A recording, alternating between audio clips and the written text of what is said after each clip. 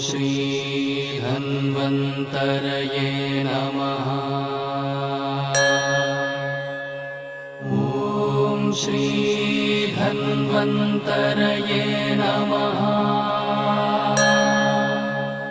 नमामि धन्वन्तरिम् आदिदैवं सुरासुरैः वन्दितपादपद्मं लोके जरारुग्भयं मृत्युनाशं दातारमीशं विविधौषधीनां धन्वन्तरिं रमानाथं सर्वरोगनिवारकम् आयुर्वेदप्रवत्कारं वन्दे पीयूषदायकम्।